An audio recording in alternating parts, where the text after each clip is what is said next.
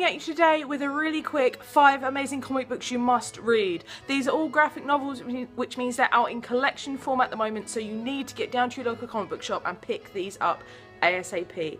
Number 5. Black Magick by Greg Rucka and Nicholas Scott. This is a witchy, noiry detective thing published by Image. Oh my god, it is amazing. Like, if you didn't already think the combination of like detectives and witches was amazing, this is gonna blow your mind. Nicholas Scott's artwork is one of the most beautiful things I've ever seen in comic books. This is insanely cool, creepy, atmospheric. You need to read this. And like the use of colour and black and white, unbelievable. Number 4.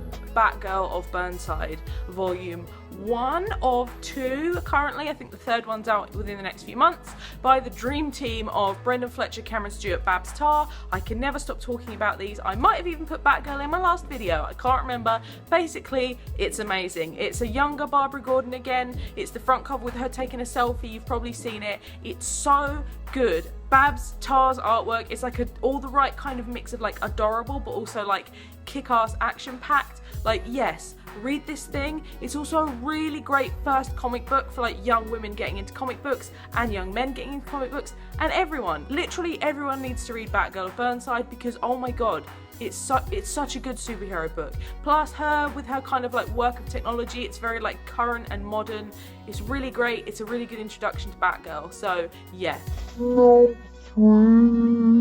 Zodiac Starforce, and I'm going to mess up their names if I try and say them, so I'm just going to say it's by Paulina and Kevin, who are both adorable, and they're on Twitter and you must follow them immediately. But Zodiac Starforce is freaking awesome. It's magical girls, which is kind of like Sailor Moon, that sort of thing, inspired by, but it's kind of set now. I think it's set in America.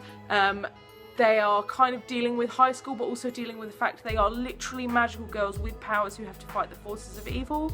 Like, that is a great combination of things happening, and like diverse body types, diverse ethnicities, diverse LGBT characters. Like 10 out of 10 out of 10. Like, you need to pick this up. It's really good fun. It's a really nice kind of like light read after how heavy and like dark a lot of comic books are.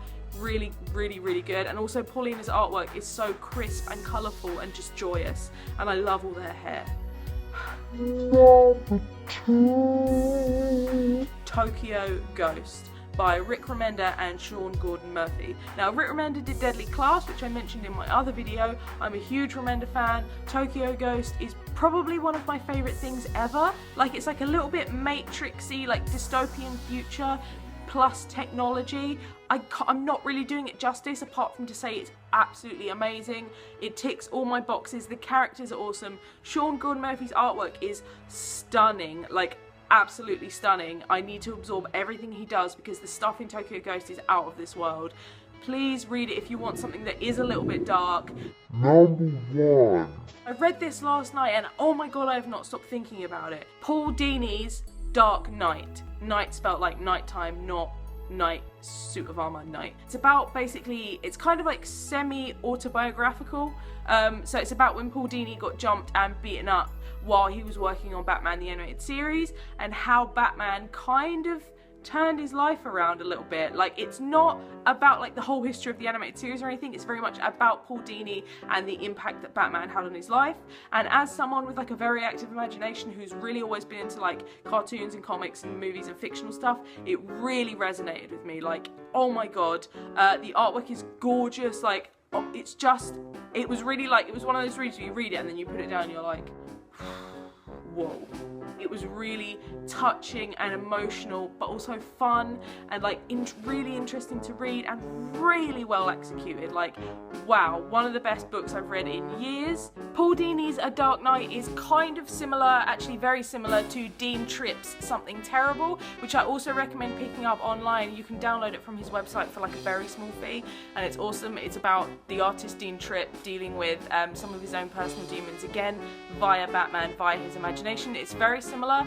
Both of them are really, really great. I really strongly recommend picking both up. I'm hoping Something Terrible will eventually maybe come out in a physical copy, but it's great. So yeah, read both of those. Also, special mention goes to Jason Aaron and Chris Bacalow's Doctor Strange, which is currently out in hardback.